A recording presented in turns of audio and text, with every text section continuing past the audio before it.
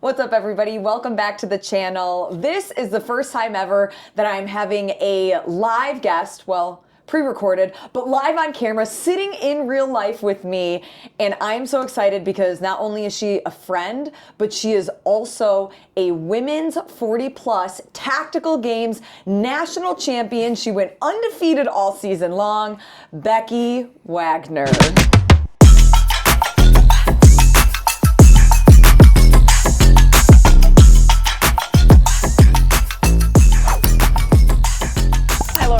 It's so good to have you here. It's so good to be in your home.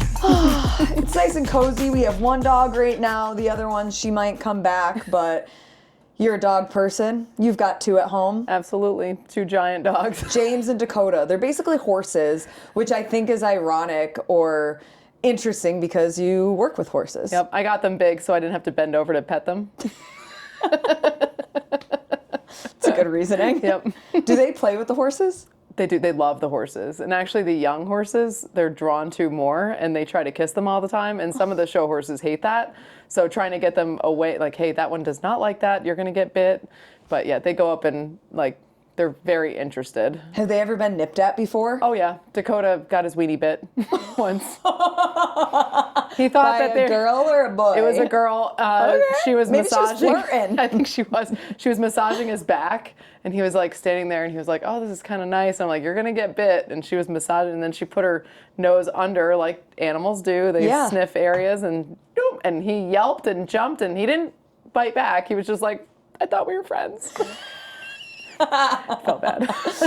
And then he learned his lesson? He did. He sure did. Okay. Well, that's good. Yep. Well, Becky, we're here because we want to talk to you about your championship, but I think that there's a lot of people that maybe don't know your backstory, and you're one of the most fascinating people that I've ever met. You know, you train professional horses, you work on a farm, you also now just got a government job, position, etc., and we'll kind of get all into that. But let's first start with just your job, your career in general. How did you get into training horses, and what exactly is your job title? So I think my job title is assistant rider for John Madden Sales. So John Madden Sales is the home of Beezy Madden, and Beezy's a 4-time Olympian.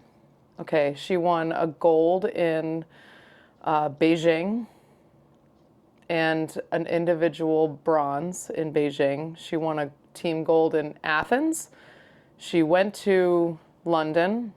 They didn't medal there. She was a silver team medalist in Rio.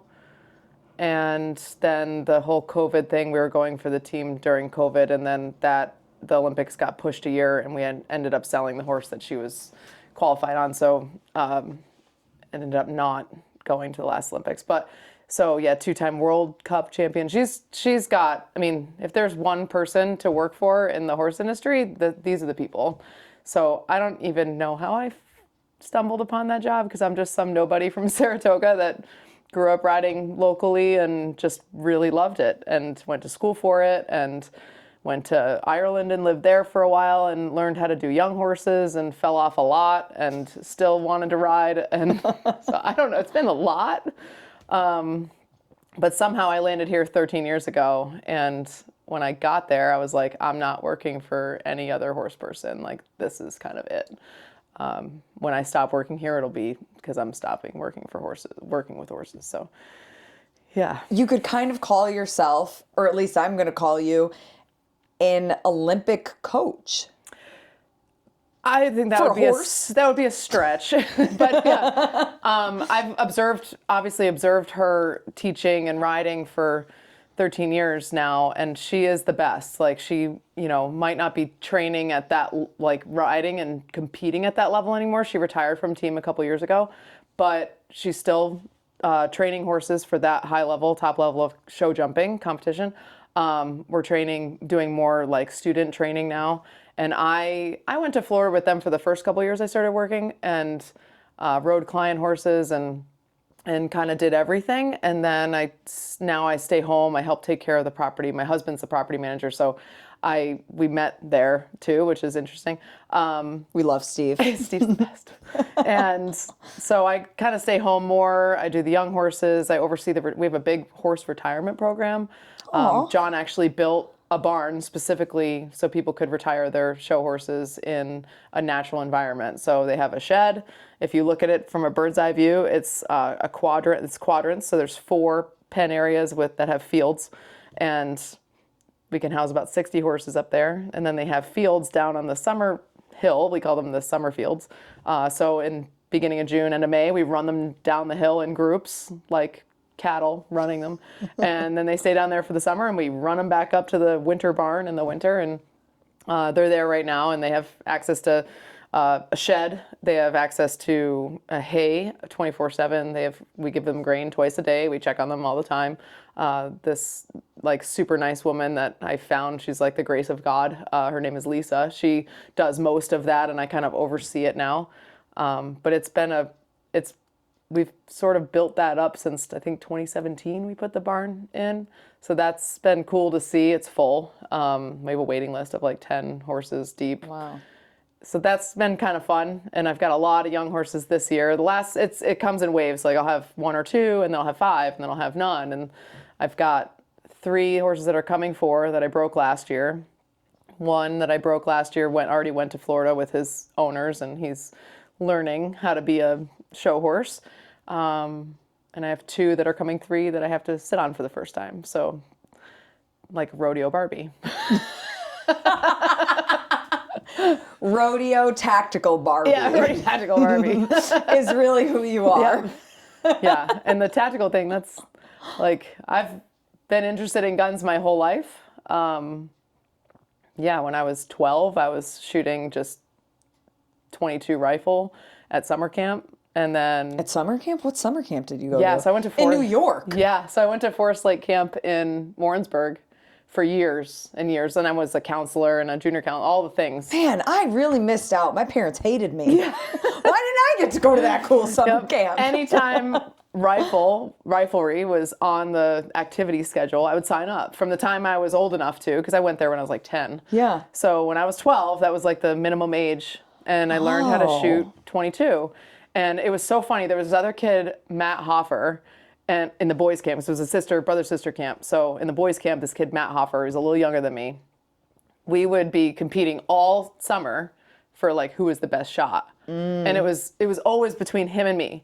And then there was this, like the final, like the championship at the end of the summer, and both of us would blow it in the first round. Like the pressure would get to you. I guess. Like it was we would be like dead on all summer. Every day that we had riflery, we'd shoot in groups like this, like our scores were the highest. And then literally every summer, the championship like tournament at the end, we'd blow it. Both of us would blow it in the first round. And the guy that ran it was like, "What is wrong with you?" I was like, "I don't know." So did you ever win? Nope. Okay, so truly this year is the first time you've ever won a national championship. Oh, yeah, yep. But it all started when you were just 12 years old, back at summer camp in upstate New York. With a bull action .22. Yeah, I got all my like ranks, like they do like sharpshooter and all the patches and everything. We went through all the different positions and did all of that, got through all of that like no problem, and then go and we'd have like the tournament and just blow it. Grew up shooting at summer camp. Did you go hunting? Not as a kid. My family was not into that kind of stuff. Actually, I was very against hunting for a long time, but my uncle in North Dakota, God bless him, he passed away a couple years ago unexpectedly. He was a professional bow hunter. And like, we're not talking about like those big compound bows, a stick and a string. Like he was recurve. Old school shit. Yes, he went all over the country, all over the world shooting. And I mean, the animals that he was able to get with that bow was incredible. And so I always admired him. He was like my guy. My mom said I was born into the wrong family because like I'd spent some parts of the summers there and just loved him so much, and I just admired him so much. And but I used to send him money when I was a kid to stop hunting because I didn't understand it. I was like 10 and I was like, don't Yeah, shoot you love the pretty horses and you animals." love dogs. Yeah, you're very much, you love animals, so it's hard to I was like, separate I that. understand why you're gonna shoot the pretty animals. Like, I just wanted to pet all of them, and I still do. Bring them but- home alive so I can be friends with them. So I made this, I think I was like 10 or 11, and I made this box out of computer paper and Scotch tape, and I cut a hole in the top. Like it was like an 8.5 by 11 box of computer paper. And I wrote "Save the Deer Fund," and I threw all the change that I had in it. And my mom took it and packed it up and sent it to my uncle.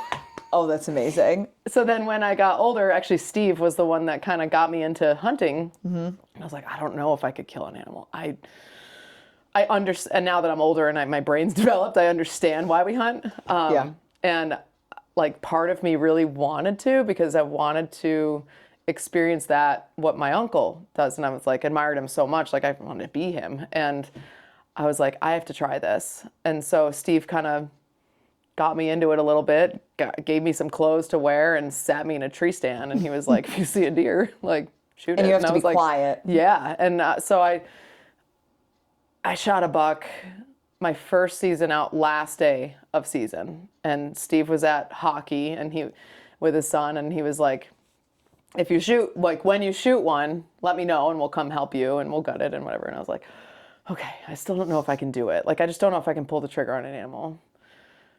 Well, a buck came out. I thought it was a doe. That's where it's like, it was a very young buck, and I would never, now that I know how I would never shoot one that young again. But Yeah. it was, I don't even know how many yards out, maybe like 50 yards out, and he walked and I heard him, and I was like, it was like right before the end of shooting, like the lighting wasn't great, which is why I thought it was a doe. And I'm watching him and I'm like, I think I have a shot. I think I can do this. And something in my brain flipped, and it was like that primal part of my brain where I didn't think about the cute furry animal anymore. I thought about dinner, and I was like, I can do this. And I just I sat there, I didn't lean on anything, and I just boom. And then I was like, oh my God. And everything in that moment was so clear. I was not nervous. It was very odd to me, the reaction in my body. I wasn't shaky. I wasn't nervous. I wasn't anything. I was just cold and clear until the shot went off. And then I was like, and I just felt this like overwhelming sense of responsibility for that shot that I just took. And I was like, oh my God, I hope I didn't wound it. Like, I hope I killed it. And he kind of ran off, and then he dropped. And I was like, okay, I think we're good. And so then I texted Steve, and I was like, I just shot a deer. He was like, what? Like, I don't think he actually thought I would do it. They had bets going on in the background, like, who thinks Becky's gonna shoot a deer, who doesn't? And so he came back from hockey, and we went out. You leave it for a while, and you make sure that it like dies peacefully. Yeah. And when we got out there, and he they only went 20 yards or so, and so then I had to learn how to field dress it and do all that. And when I saw that it was a buck, there was a very big part of me that was disappointed, because it was too young to take. Like, he didn't have much of a life, but he was used. We processed him and we ate him that winter, and it was the only buck our family took that year. So From you. and it was from me. Let's go. So then I decided, I did shoot another one the next year that was a little bigger. I was like, my goal was like, if I shoot a buck, it's going to have double the amount of points as the year before. So the first year was a 3. And then the next year was a 6. Still too young, but I'm still learning, right? And it was a good shot, and everything that I did was like good. And then the next year we went to North Dakota, and my uncle had passed away and when I texted him that first buck, I was like, look, I did it. I know it's not much, but I did it. And he was like, coming from the girl that used to send me money to stop hunting, this is so great. Honestly, first of all, I'm sorry about your uncle passing. But the fact that he could see that happen before he passed, I'm sure was a really special moment for him to see it come full circle. Right. And now you've learned, and you have an understanding and somewhat a bond, because you've both been able to share something like that. Yep. And I think that switched my brain too, where I love guns, obviously. And I don't mind gun hunting, but I would much rather bow hunt. And I think that also has evolved in me, like especially since he passed away, where I always wanted him to teach me how to make arrows and do all this stuff that he did. And I never got that chance because I got busy. Like we got older, you know, I wasn't going out there as much. So I made it a point to try to go out, especially to support my aunt too, and be there on the farm. Like there's a sense of calm that I get when I go to the farm there. And my cousin, who kind of studied under my uncle forever, taught me how to make the arrows the way that he did. So like now I make arrows every winter and give them to people or use them. Like I've used them. I'm in an archery league in the winter, so I use them. And I really, my goal is to get a nice deer with my recurve eventually. But that's a huge responsibility because there's not much going on. It's a stick and a string. So you really have to be dialed in. But it is funny because every time I pick that bow up, and he sent me a bow that he made. Yeah. So that bow is very special. So when that bow comes out, like every single time I pull it back, my first arrow goes exactly where I want it to. And that's like, it's like that bow is magical. Now all the rest of the arrows I throw, I'm like, what is going on? The first one, it must be something instinctual or whatever. I'm not thinking about it. Right where I want to go. But I don't trust myself enough with it because the second, third, fourth, 10th, 12th are going not where I want them to go. So I need to practice more with that one. I'm very confident with my compound bow, and I would much rather, I've taken a bunch of bucks now with my compound bow and a doe. But this year I didn't really see anything, but I haven't really sat out that much either. I've been kind of focused on other things, but just a few other things in your life happening. But yeah, so eventually that's a goal. Now that I've been hunting for, what is it, 2025 now? So 8 years. It'll be 9 next year, and I want to up that game every year, like do more bow and maybe bring that recurve out. I've sat with it a few times, but it's just that responsibility. I want to make sure I don't ever have a bad shot. I haven't had a bad shot yet. So I don't know. I always say, I don't know what's going to happen. If I have a bad shot and that deer is wounded, I may not ever do it again. Because I love the animal so much. And people are like, you love animals and you kill them. It's like, it's not about that. It's about killing them ethically. Like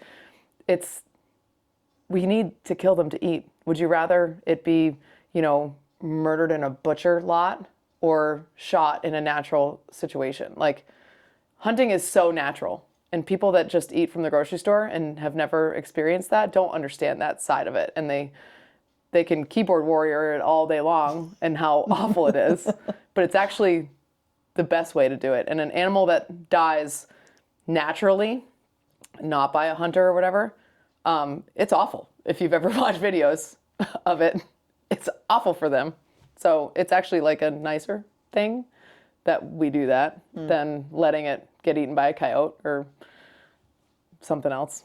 So Or a vehicle. Yeah. Which happens a lot here in upstate New York. It's the best way to hunt a deer. Just get a new truck and they'll jump right out in front of it. For some reason, they're attracted to new vehicles. I don't know. It's a shiny thing on the road. The lights are really bright driving right off the lot. I don't know. Look at me. Whack. Yeah.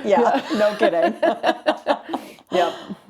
Find hunting, going back to, you were a competitive horse rider growing up? A little bit. I think I've been more into training my whole life than actually competing. I didn't have a lot of money to compete when I was younger, so I competed up to like meter 35 would be the biggest competitions that I did with my one horse that I broke and trained. But not anything like you have to do to be at the place that I'm at. So I don't know if it was just the fact that I just always want to be better or a good work ethic or whatever it is that landed me where I am. I wouldn't ever call myself that level of competitor. Like I liked to compete, but I was never that great at that part of it. I was better behind the scenes, like training the horse, getting it ready for that, giving it its first experience in the ring, but never, it just wasn't it was hard for me to remember courses sometimes. I can't go from like this arena to that arena to that arena in a 10-minute span and remember all 3 courses like that, like things like that. I'm sure just more experience doing it would have made it get better, but I was always better behind the scenes. And I mean, you just did 14 stages over it's probably 3 gotten days. better as I've gotten older. And I think that, like you said, repetitive, like we do this a lot. When I first started tactical games, I couldn't remember what the heck I was doing in one stage. Like, I think Tara who was my first RO, and I was just like, I have no idea what I'm doing. Like, help me, please. I listened to the brief, I read it, and I'm so confused. Yeah. It is a little confusing. There is that learning curve of needing to do it and repeat it, understanding how the stage descriptions are written versus how do they play out. And with you, you go from this instructor role, and an instructor at a very, very high level in the horse community, right? Then you and I met probably back 2018, 2019 at CrossFit Syracuse through CrossFit. Yep. But you are the reason why, other than seeing some videos of Jacob Hepner, why I knew what tactical games were. Yep. At what year or what stage in your life did you actually come across tactical games? So yeah, I had been doing CrossFit from 2014 until tonight. My legs. She just did a brutal workout. Like, I'm not gonna be able to walk out of here. Gonna have to pick her up and fireman carry her out. But I actually had been laid up from a pretty serious thing I did to my neck in 2022. Is that when the horse kicked you? Nope. She's also been kicked by a horse. I've had a lot of almost career-ending injuries. I don't know what exactly set the stage, but I think I know what was the catalyst for what happened to my neck. I flipped a snowmobile, being me, in winter of 2022, following my friends that are renegades, and I just try to keep up. Like, I just want to go fast. I'm like Ricky Bobby. Like, if you're not first, you're last. So, like Ricky Bobby, everybody. My friend, just want to go fast. So my friend Jason takes off on this one trail, and there's all these rolling hills, and he's, popping his sled up and jumping from one to the next, and then my friend Mark goes off, and he's, they both got like 800s, like big sleds, and mine's like a 600, so it's fast, but it's not, and it was actually kind of new for me too, like we had just gotten it that season, just like a new truck and a deer. And I had just figured out like how to pop the front end up as I was going over the knoll. So I was like, wah! And then I go to the next one, and I was like, wah! Now everybody else is with us, like 7 other people with us. They're way back because I got to stay with Jason and Mark because that's me. I'm just like, girl, let's go fast. Mm-hmm. And then I hit one, and when I was in the air, I was like, oh no. And there was another knoll right there. Like, it wasn't like the rolling ones that it had been. It was like one and one, and I didn't hit it hard enough to clear it. And as I was in the air, I was like, this is going to hurt really bad. And then the sled hit, like the bottom of the sled hit the top of the knoll. And all I remember is slamming my head and just flipping. And so the sled went like over a couple times. And the only reason I know that, I just remember slamming my head into the ground. All of a sudden I got up, and I knew that there were people behind me. So I was like, I need to get up and get out of the way because I don't want them, it's nighttime. Like, I don't want them running into me. Yeah. And I was like, how is my sled upright? And it was off. I was so confused. And I don't know if it was because I hit my head or what, but I assumed that my sled was upside down because that's where I was. Like, and then the sled was upright, but messed up. And it was off, which was weird. And then all of a sudden, something grabs my head and turns me, and it's Mark, who was way ahead of me. And he was like, are you effing okay? And I was like, where's my windshield? Like, that's all I could say. I was like, my windshield's gone. And he's like, oh, no, are you okay? And I was like, yeah. I'm like covered in snow. My face mask of my helmet was broken. The windshield was gone off my sled. The handguard was, and the start-stop switch was broken. Yeah. That's why the sled was off. Okay. But it started again. Like we got it going, and then we moved it off the side, and everybody came up, and they just thought I fell off or something because I was covered in snow. They had no idea. Mark said he looked back because Jason said he hit that knoll and was like, uh-oh, that's going to hurt somebody. And then Mark hit it and was like, uh-oh. And he looks back, and all he saw was taillight, headlight, taillight, headlight. And then he's like, oh no, that's Becky.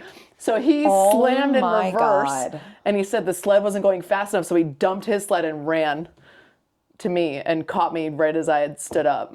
So then I started having neck problems. Like I felt like I had a constant vertebrae out of place or something. There was so much like a pinch in my back. So that whole spring, going to the chiropractor, seeing an acupuncturist, nothing would stop it. And then like mid-June or so, July, I started noticing that, well, one, I was kind of like acting like a Parkinson's patient. Like I couldn't stop moving and I had to press it into things to stop the pain. They prescribed me prednisone, nothing touched it. They prescribed me nerve things, nothing touched it. My wedding was that summer, so I was like in a lot of pain for the wedding. And right after the wedding, I got an MRI, and I had burst a disc. And the disc fluid filled the foraminal canal, where the nerves come out, to this arm. So this arm and my lat and my pec all just went away. Like this arm looked like a stick by August.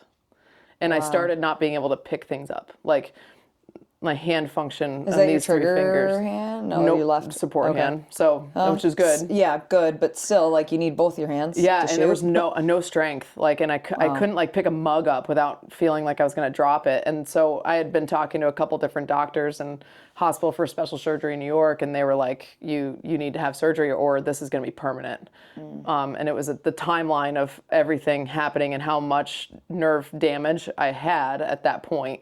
They're like, you need to have it like now. So I had the surgery at the beginning of September that year. I woke up and I was completely out of pain and I could like use my hand.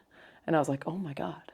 They just replaced the disc with a prosthetic disc. So they didn't. Oh, I don't think I knew that about you. Yeah, they didn't fuse anything. Like I'm not fused. I'm completely 100%. You have a prosthetic disc in your neck. I sure do. It's like titanium and something. Half robot. Yep. Wow. So they don't set off metal detectors, but so I still had Steve and I were going somewhere, and I was back to how I found tactical games. That was a long way to get around to it. I was Interesting story though, nonetheless. Yeah. Like I knew that you had neck surgery and hurt your neck, but I actually didn't. I thought it was a horse accident. It probably was a culmination. I have a lot of pathology in my neck, but like from falling off and hitting my head, and there have been a couple like near-death moments in my riding career where I've scorpioned with a horse over me. God.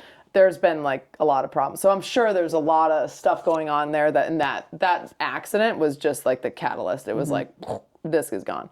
So Steve and I were driving somewhere, and I was in the truck. I still had a bandage on my neck, and I was like scrolling through Instagram, and I follow Margot Alvarez from CrossFit. Yeah. And I was like, what is she doing? And she was like in a line with a bunch of other badasses with like a plate carrier on and a rifle slung and pistol on her hip. And I was like, what is this?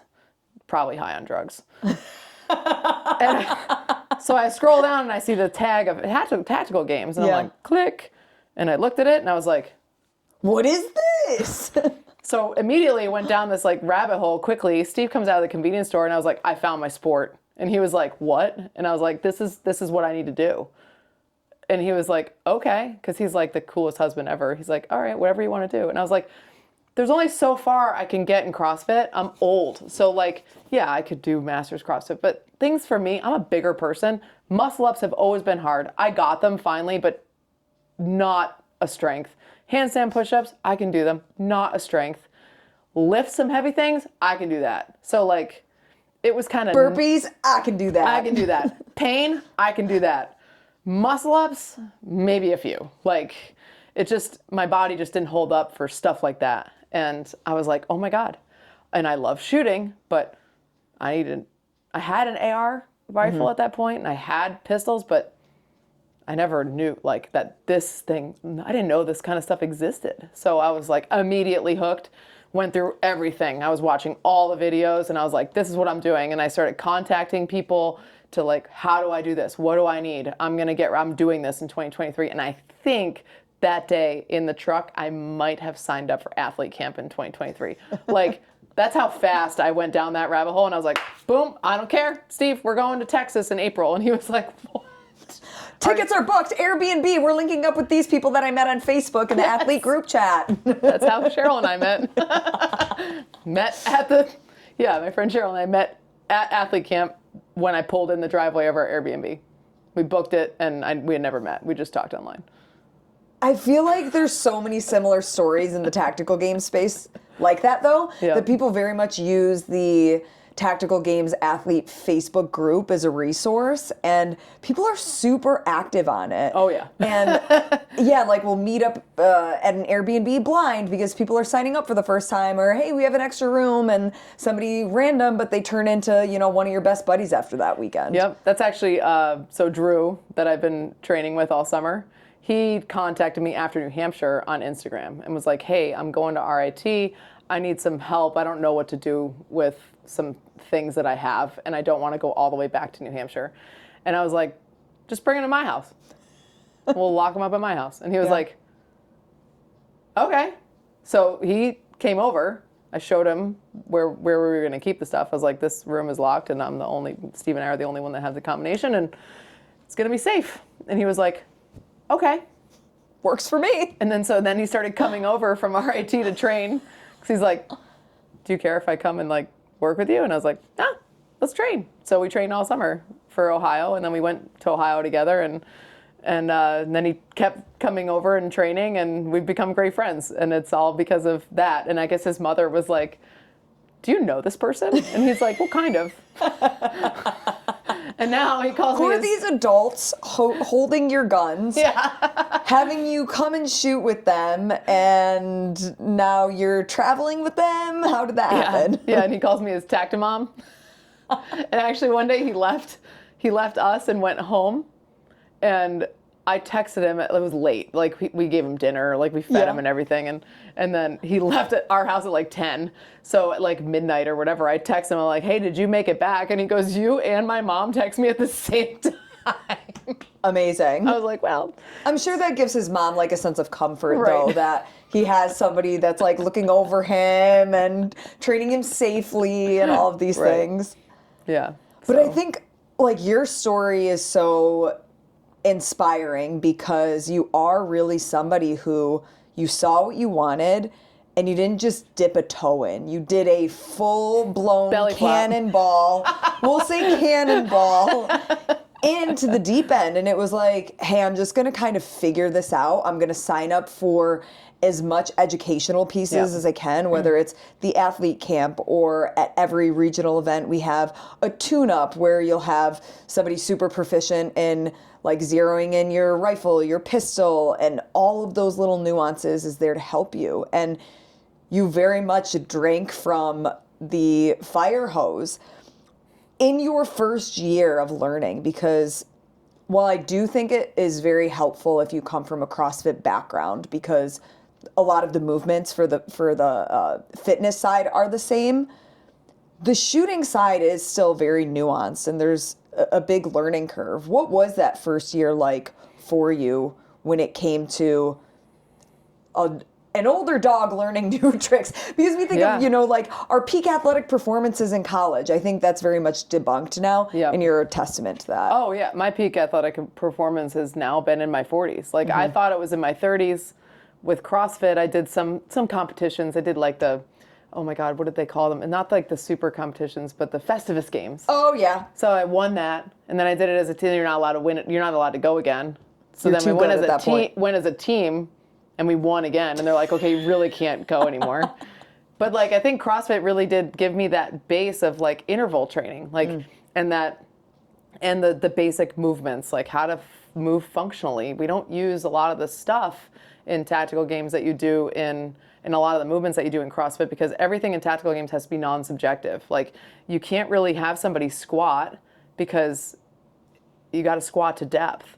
But you can have somebody put something overhead because it literally just has to be over your head. It doesn't have to be locked out like a push jerk or something, but it can be here and it's still overhead as long as it's not balancing on your head. Axle bar hat, almost. And I've seen it. I'm like, whoa, your mobility is not good. They're running like this.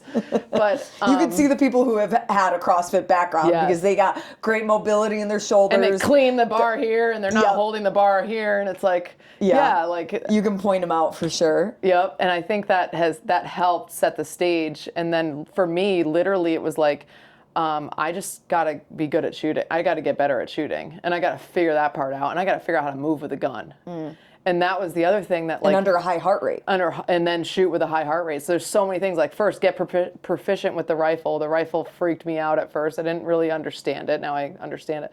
The pistol, I thought I understood pistol. And then at athlete camp, they're like, that is not how you hold a pistol. Like, okay. But, you used a rifle or an AR and different, like, long guns before. Yes. What was your training with pistol prior to tactical games? My brother is a police officer. So when he was going through the academy and then afterwards, like, he had his pistol permit, obviously, and then we would go to the range and shoot. And actually, a couple of his friends had pistols. So when I was a teenager, I was shooting pistols, but, like, goofy ones, like a 44 mag. Like, who shoots that? Like, no one. It's amazing, but not realistic. Yeah, no. And then my brother, he had a Smith & Wesson 45, and we'd shoot that, and then his Glock, and so I kind of knew, but there wasn't any education. It was like, here, let me load it for you, and then you're gonna get up there, and you're gonna make sure you point it where it's supposed to be, and you're gonna pull the trigger. So there wasn't like any formal education on this is how you hold it. This is how you're safe. You point it downrange. You don't flag anyone. Right, like the basics. All of that stuff. And you literally stand there and shoot. And so even when I got my pistol permit, I didn't get my pistol permit until 2021. When Steve and I got them, I bought 3 guns right away. I was like, I'm going to be on some kind of list. But whatever. Yeah. So we'd go to the range and we would just shoot. And standing and shooting is so much different than anything functional with a gun. You need to become proficient at that. You need to know your gun. You need to know how to do, like, how it works, how to take it apart, how to put it back together, how it shoots, like everything. You have to be proficient there. Once you're proficient there, standing and shooting at a target is not realistic for any scenario in life when you'd ever have to use your gun. So then you have to move and shoot. You have to learn how to shoot and then move and then shoot. And so all that was totally new for me. And then you add in a high heart rate to that, which in any practical scenario of ever having to shoot anything, God forbid we never have to do that, your heart rate is going to be high. It's not going to be a nice resting 65. Yeah, no, it's going to be like 160. Yeah, like so 165. And 100 before that number. Right. So you have to learn how to think clearly when you're clearly exhausted. And that was like so interesting to me. I'm like, how do you do that? And from the beginning, I felt like I had a decent, I don't want to shoot myself in the foot, literally, but like I had a decent idea on how to shoot with a high heart rate and be able to control my breathing enough to be able to do it. I've never felt out of control or wild with any of them. But that whole first year was like, be safe. That was the only thing I could think about. And then I'd focus so much on being safe with everything that I'd forget what I was supposed to do in the stage. So like there was one stage in South Carolina that we had to do rope climbs. And if you couldn't rope climb anymore, you had to do burpee over the bars. And Jacob Hepner, God bless him, was standing there and he wanted to get a video of me like doing some of the burpees. And my brain and body did not connect. My brain was like, go fast. If you get over the bar, you just drop to the ground. And my body was like, I don't know how to do that. So I would do the burpee and I'd get over the bar and just flail to the ground. And Hepner goes, what were you doing? And I was like, I have no idea. I love how blunt he is about things. It's like, I wanted to video you, but that looked really weird. I wasn't going to post that. I didn't want to do you dirty like that, Becky. I was like, thanks, buddy. So things like that whole first year was just learning how to get my brain and my body to connect and do the right thing, and then not have to think about things like the safety procedures have become so second nature now that you don't even really think about them. I force myself to think about them so I don't do something stupid like at the firing line. So.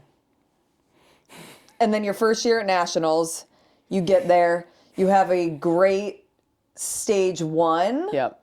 at the long range. Yep. Stage 2 is this. 2-gun. Stage 2 is the 2-gun. Oh, stage 2 is the 2-gun. Yeah, which was okay. I was not very experienced in that, so it could have been better, but it wasn't unsafe and it wasn't awful. Like I cleared it. It was fine, but it was slow because I was slow with that. But a confidence decent building. beginning to your day until you ended the day with the obstacle course. No. Or was that the middle of the day for you? The middle of the day because we had 4 stages. So it was the long range, and I was lucky because it was like a calm morning, and it was 11 targets out to 6 something yards, which I had never shot that far before.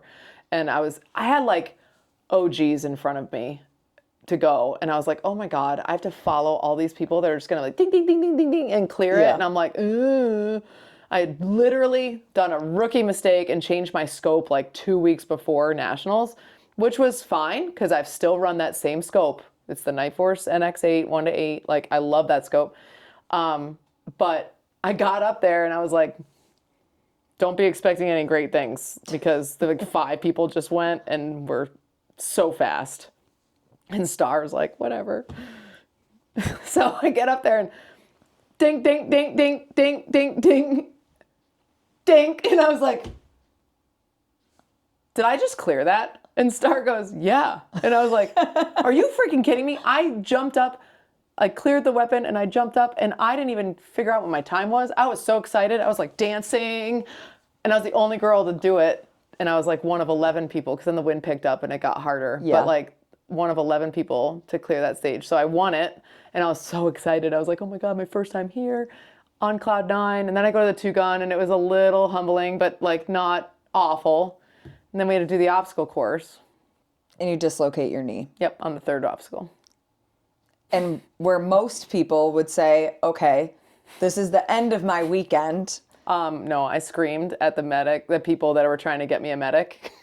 And then I finished because I was like, I have to finish this obstacle because it was like 30 seconds to finish each obstacle. Mm-hmm. And it was like 5 bars that were not intimidating at all. Like I literally hopped up on it and hopped down and I must have just landed on the mulch wrong and my knee just went woo. And then it was stuck out. Like it only went like halfway back in. So I just flipped over the other 4 and landed on my left leg. And I limped over to the monkey bars and I was like, I can do monkey bars because I don't need my leg for that. So I did the monkey bars. And then all the while I'm looking at the wall next and I'm like, I don't know how I'm going to get over a wall with a knee that's like not together. And it slipped back in on the way to the wall, which felt so nice. But then I was like, oh my God, this just happened. So I finished the obstacle course slow, but I finished it. So I was like in the middle of the pack because some people freaked out on some of the obstacles. And I don't know how I finished because there were a few of those that were sketchy. But then I just sat there and was like, this just happened. And one of the medics came over and gave me ice. He may have given me like Tylenol or something too, and he wasn't supposed to, but friend to friend, he was like, you need this. And I was like, do you have more? Can we get an IV drip? Yeah. Where's the good stuff? Yeah. Help me. So then I called my husband who was at the next stage, which was the trail run with a rucksack. And I was dreading that because I was like, this is going to be 4.5 miles up hills with stairs. And I don't know how my knee's going to stay together. So I panicked. I had to drive from Reveille Peak Ranch to where this was in Austin. And I stopped at a CVS and I just raided like where all the tape was and the knee brace and everything. Yeah. And I found a knee sleeve in my bag and I was like, I got to figure out how, but it was so uncomfortable. So the medics that were at the trail run, and I brought ice on the way. And like all I did right before I ran was just keep it up, iced it, kept walking and like taped it together. And then they cut the back out of the knee sleeve, which gave me some relief. Yeah. And then I just went and I limped the whole thing and it was so painful.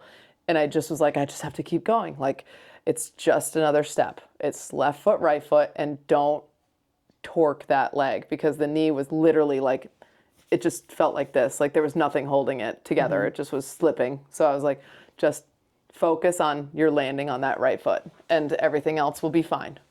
And I finished in 75 minutes or something, which was not a great run, but like I finished and they stripped the bag off me and I just started bawling my eyes out. I was like, I don't know how I'm going to get through 2 more days of this. But the point is that you did. And I think that to be a tactical games athlete, there's no getting around that you have to have grit. If you don't have grit, this probably isn't the sport for you because, yes, your scenario being injured, that's one thing, but you're out in the heat.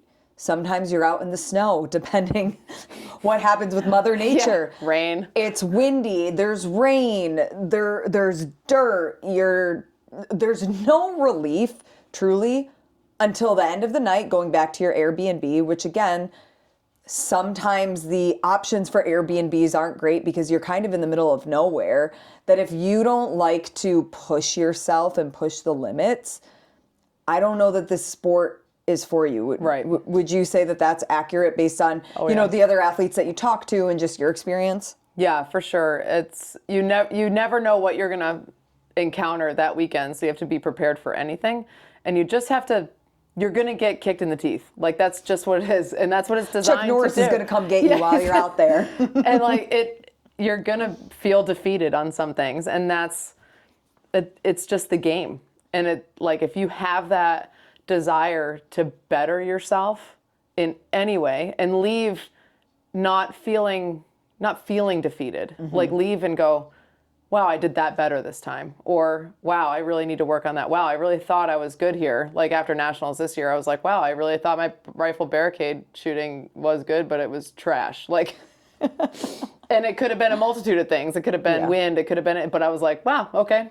I need to go back to the drawing board on that and realize what is going on because usually I shoot tight groups and that looked like birdshot. So, but if you can be honest with yourself and take it as a personal challenge and not focus on, I need to be in the top 10 or whatever.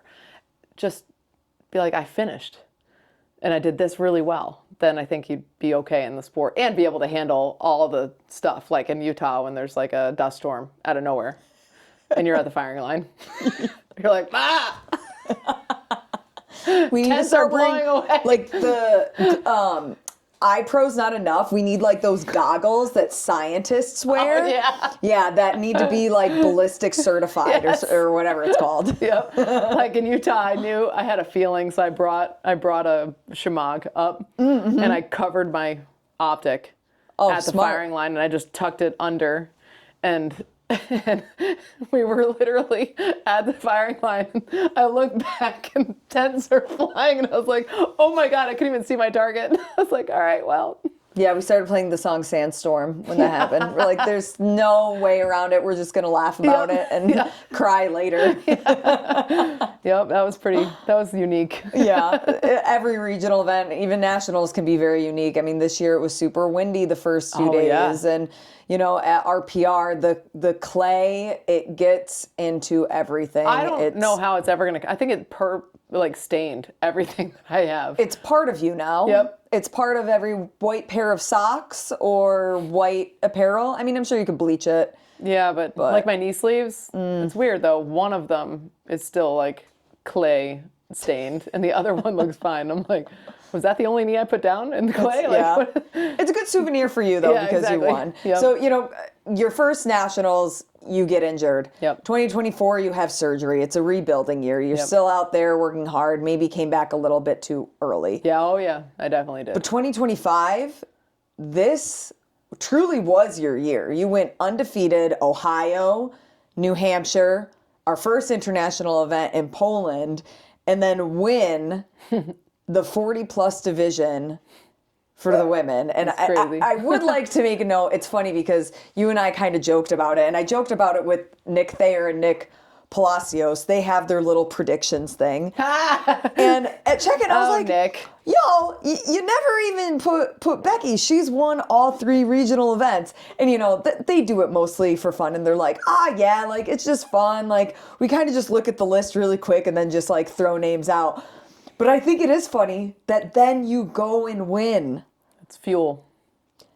Do you listen to those things ahead of time? Do you take it as fuel, or where's your mindset around that? Because even in the CrossFit space, I mean, there's so many CrossFit podcasts where people have, their podium predictions, but in tactical games, there really isn't that much media that's analyzing the field. So what were your thoughts when you heard that? So I listen to all the podcasts, and I try to catch them right when they come out too, because I'm like an addict of everything. But I was listening to it, and I just was kind of smiling. I was like, actually, this is kind of nice because there's no internet pressure at all.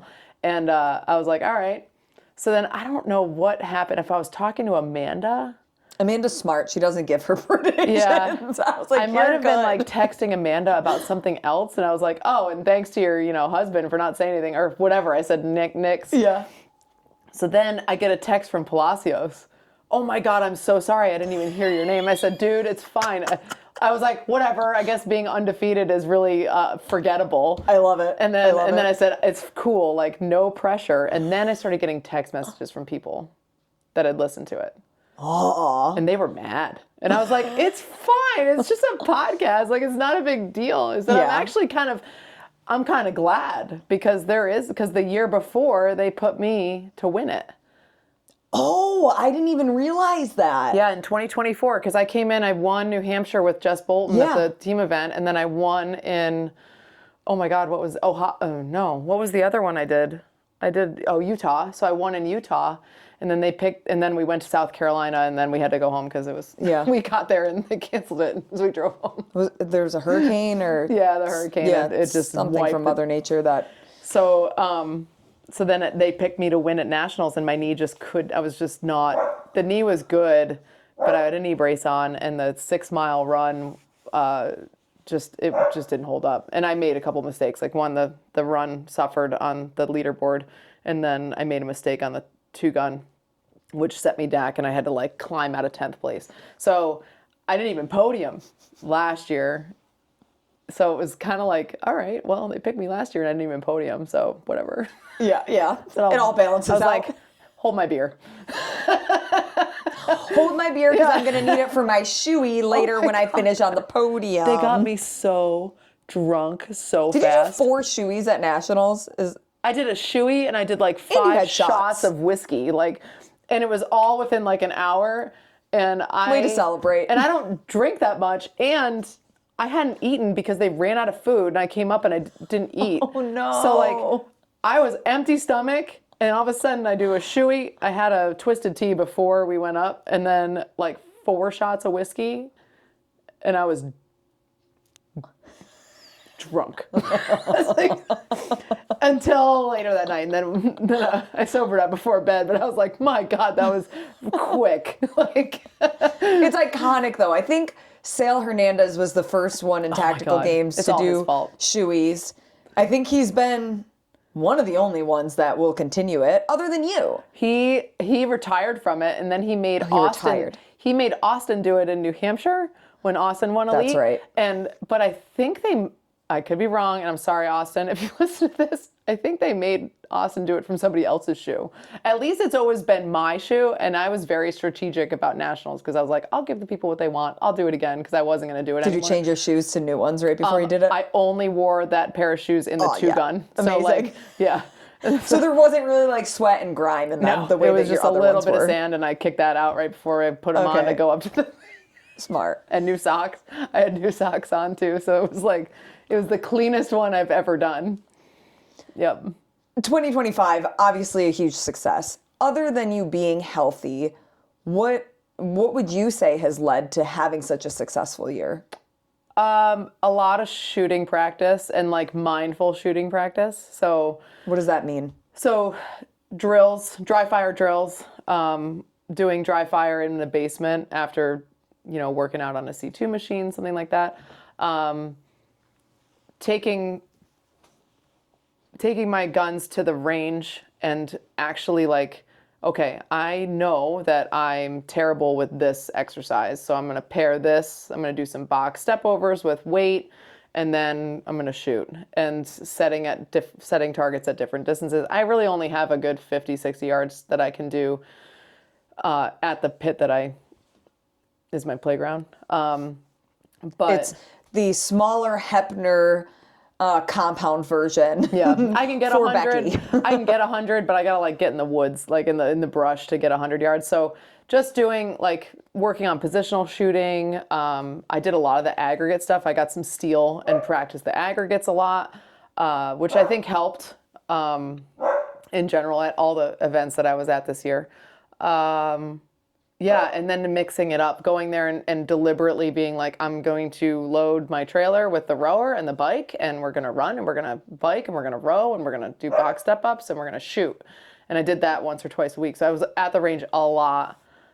And then How many times a week would you say? Like, or how many hours a week were you putting into that type of work? 1 to 2 times a week, and when we go to the range, we go till dark. So we're there at 4 or 5 and go till dark. So on average between 3 and 4 hours there at the range, probably 2 to 3 of that is actually, not chatting and not when we're there. It's like, yeah. and set up and all that kind of stuff. And sometimes I'll like leave work at lunch, and instead of have lunch, I'll go to the range and set everything up, and then, get home, feed the dogs, and load the trailer and go. Mm-hmm. This next year, I'm going to put my horse trailer down there with all my equipment in it, so I don't have to do that. And I can just literally like grab my guns and go down, and then everything will be set up. And then if I need the horse trailer, I can just unload it.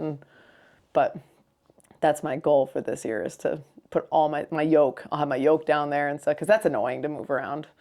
So yeah, I think that, and just getting in a mindset of I'm going to control the things that I can control when I'm there. So I'm focused when I'm at the event. I'm focused. I make sure I'm dialed for I range everything. I make sure I'm dialed for the stage. I set everything. I make sure like I control everything that I can. My magazines are loaded with the right amount of ammo.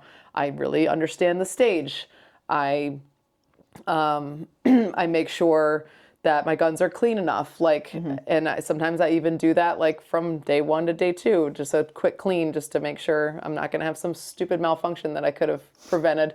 Make sure my brain is in the right spot. Like, I know I can do this. So go in and give my best effort, and the rest I leave up to the big guy. So it's like, if I can control what I can control, and then go into it with the attitude that I know I can get through this, then everything else is just work. Now that you've had a national champion win under your belt, you've had an undefeated year, what would be the next goal for you? Like, are you already starting to think about that, or is it, okay? I've signed up for everything for next year so far. Well, what is everything? Tell us, what are you signed up for? So Iowa, I got loosely bullied into doing Iowa with my friend Christy. What do you mean loosely bullied? She basically made me sign up for Iowa.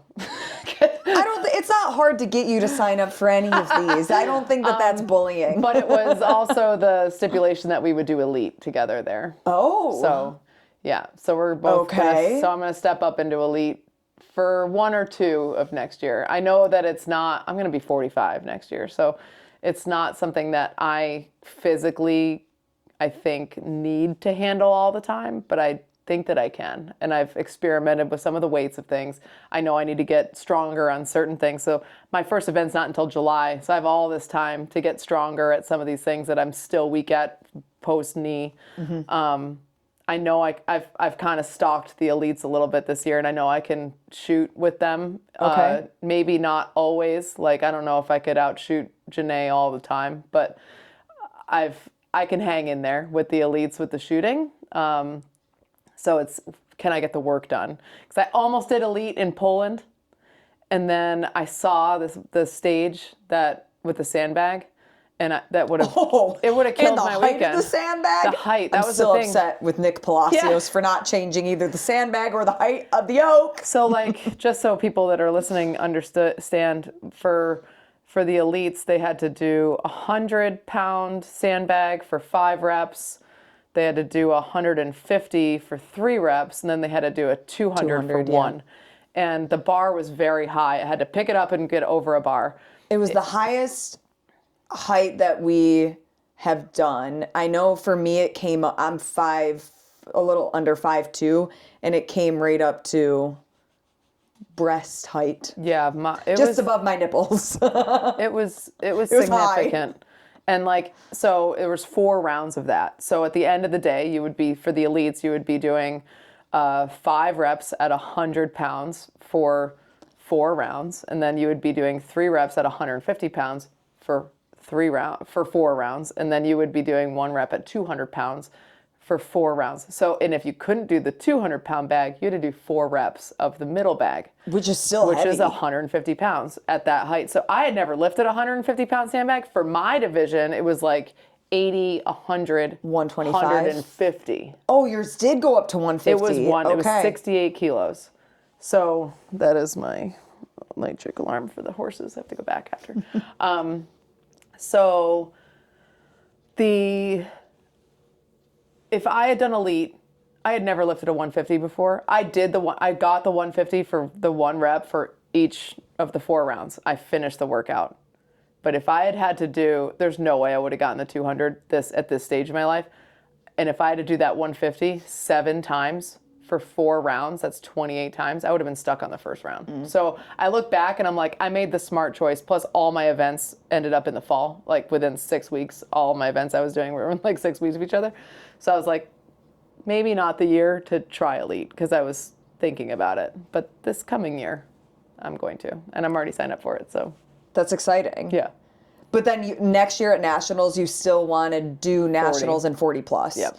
Okay, and in order to do We have to that, know our limits.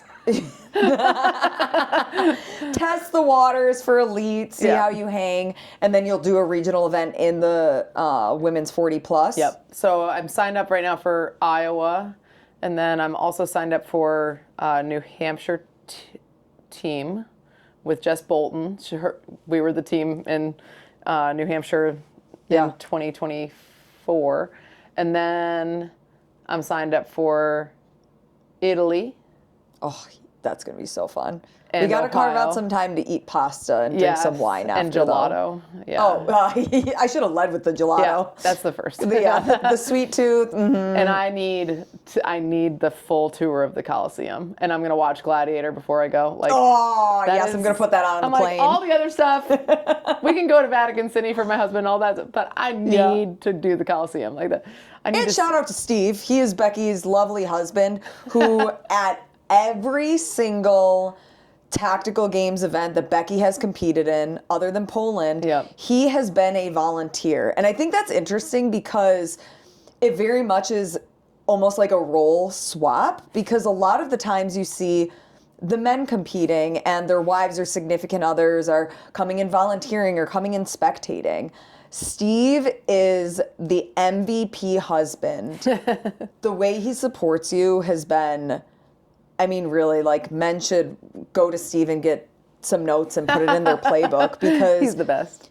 It truly is really cool. I still want to see him compete at least once. He is considering it next year. Team with you? Or? He's trying. We're trying to get his son motivated to do it, so they could be a team and do like a men's intermediate team or something like that. So I really would like them to come to New Hampshire and compete.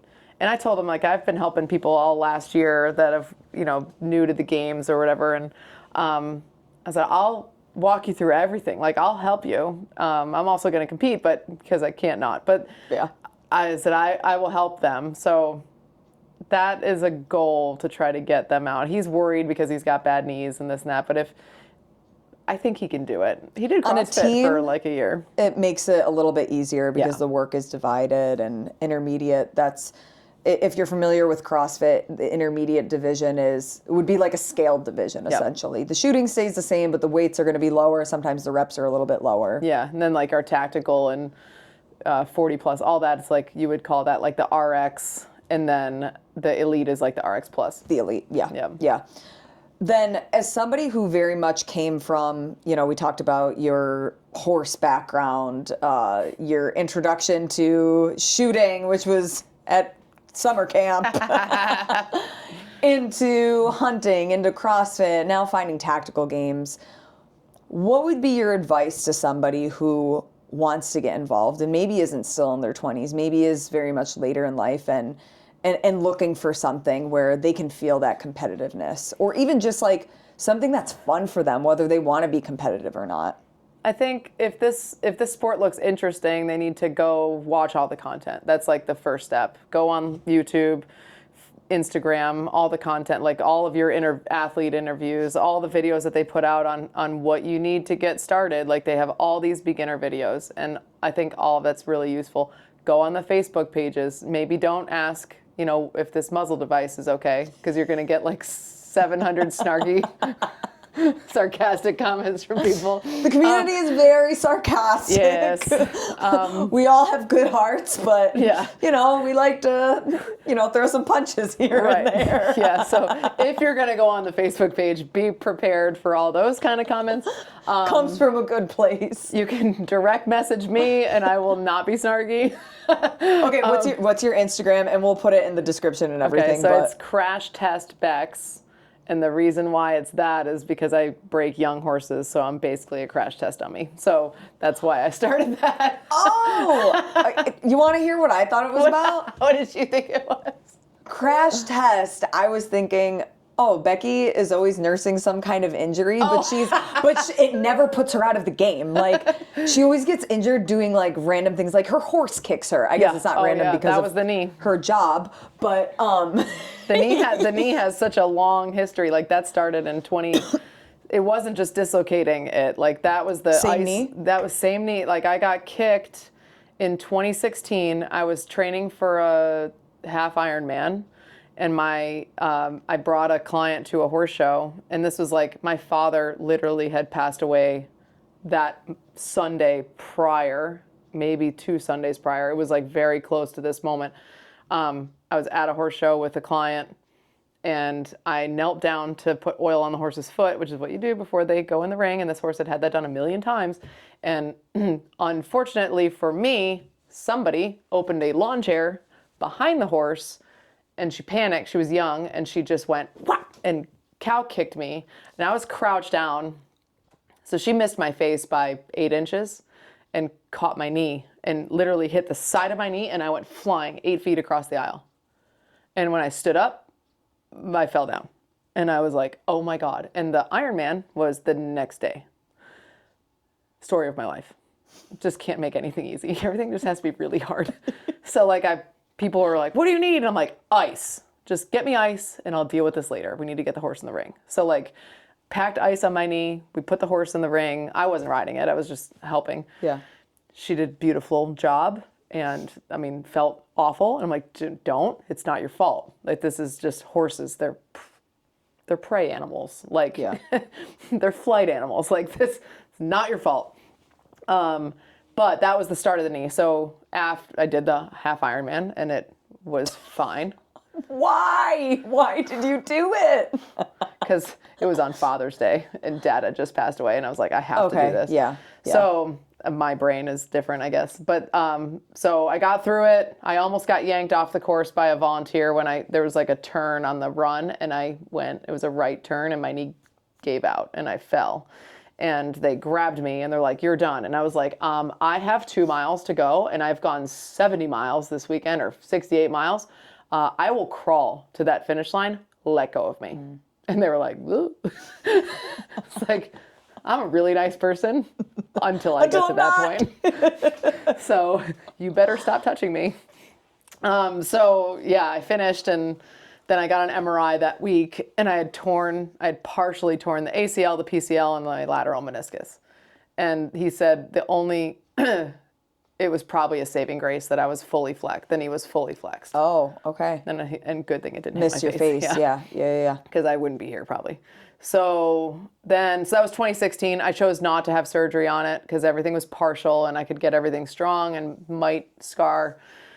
So then 2021, I was bringing in a horse from the field, and we had a lot of rain that year, and then it dried up, and there were all these big tractor ruts, and I was walking him up from the summer fields for the vet, and my ankle went to roll in one of the ruts, and I tried to save my ankle, and my knee went pop, and I was like, "Oh my God." And pain, and I was like, ugh. So I was in total denial that had happened. I limped up the hill, watched the horse with the vet, did what we needed to do, put the horse back, And I called Steve and I was like, I think I really messed that knee up. And he was like, again? It's like, Thanks, 5 Steve. years later? Just what I want to hear. Thank you. So again, I go in, I see that doctor, I get an MRI, and it's hanging on, the ACL is hanging on by a thread. And he's like, you're 40 years old. We can repair it, or you can try to just, people live without them all the time. Yeah. And I had tactical games was not in my future. So I was like, and we had a brand new horse that came in that was a really the high octane, like top of the line horse that came in, and everybody was away at horse shows. I'm like, they need somebody to ride this horse. I can still ride. It hurt, but like I can ride. If I'm careful with how I get down, I can still function. I'm just going to hire a trainer. I hired this guy. He's been my trainer, my personal trainer, and my friend since 2021, Adam Fetter. He works for Marcus Philly's company, Functional Bodybuilding. Cool. Yeah. He helped me get that knee strong. So I did not have surgery. And we just it was intense rehab for 2021, 2022. And then I started tactical games in 2023. It was always in the back of my mind that the knee's not 100%. I mean, I was missing my ACL, basically. I had a thread of an ACL, so they said, until you didn't. Nationals, until I didn't. And then I tore another ligament too, because, Can't just be easy. And then, it's just like to make things hard. This is the first year that I didn't break anything. I know, you're healthy, you're in one piece, you're not in a brace, you're not in a sling, cast, neck brace, whatever it is. Nope. That was a weird feeling. That was like a very foreign feeling to not have something happen and have to just mentally push on, which is I'm not a quitter. So like I said something, I don't remember what it was, like, you're going to have to drag me out of here. I don't know if it was that day that I dislocated the knee or whatever, but I'm like, I think it was that weekend. I'm like, you're literally going to have to pull me off of a stage. I am finishing the weekend. I may finish last, but I'm finishing the weekend. Like so I had a friend help tape the knee up and everything. Like literally every day we taped it together. From taping a knee to a national champion. Yeah.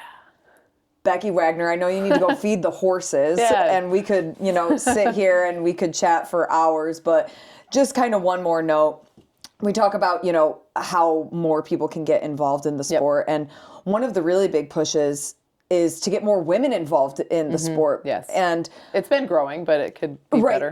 It's growing. The whole sport is growing. The men's divisions are definitely growing faster, and I think a lot of that is a lot more men are growing up, whether it's hunting or police officers or just with weapons training. How do we get more women involved in the sport? Keep throwing the media out there, like that we're doing it, and that it's not like a taboo thing. Like women can push weight, women can lift weight, women don't need to be big, beefy, muscular. Geez, look at Janae. Like she's a great example. Is if anybody knows her or has seen any content with her, she is so small, and not in a bad way, just in a very and very I wonder small if, frame. Pound for pound, if she is the strongest athlete. She has ant strength. Like, but truly, like you look at her and you look at her move that 200-pound sandbag, and you're like, wow, that's impressive. That's almost double body weight, probably. Like her frame. She's just. I mean, she's jacked, and she's very fit, and her work capacity is like incredible. Yeah, next to none. But you see, like, someone that is that feminine, that small, and that feminine, and that quiet until she's in the game. Then not that quiet, but like she's doing it, and she's won it 3 times now. Yeah, she's the most dominant female that we've had at this point. So like I think people be like, oh, tactical games, you gotta be so tough, and you gotta be so big, and no, you don't at all. You can be. She's tough and she has grit, but you need grit. Yes. And this has to be tough, and you need to be strong. Yeah. But you don't need to be this giant. I think people would like see the men and be like, it's very manly. It's not. It's actually not at all.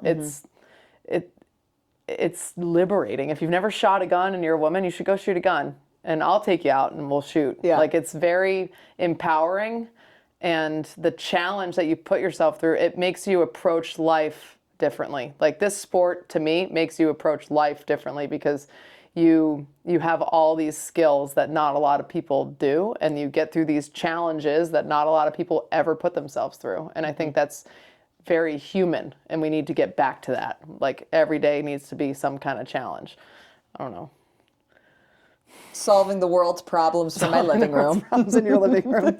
But yeah, putting more content out of women doing it, and like sitting here and talking to you, and having, like, being an open door for people. Like, contact me. I will be completely, like, I've contacted, like, people have contacted me all year asking me, so I'll tell you whatever you want to know. Yeah. Even if we're at the event, I'll tell you what the range is. I'll tell you how to do the stage. Because at the end of the day, I want you to know it, because I want to beat you when you're doing it the best you can. So then I think that's everybody's mentality. We'll share all of our secrets. But at the end of the day, can you pull it off? You can know how to do it. Can you pull it off? I love that. Becky Wagner. If y'all aren't as fascinated with Becky as I am, then you're boring. Thanks for coming over and sitting down and doing this, Becky. I hope that people do reach out to you, because I know even for me, I've learned so much about the sport. And even before my first tactical games, you helped me train and you taught me all of your secrets that aren't really secrets, because you'll share them with anybody. But I appreciate you, and I know a lot of people can use you as a resource. Anytime.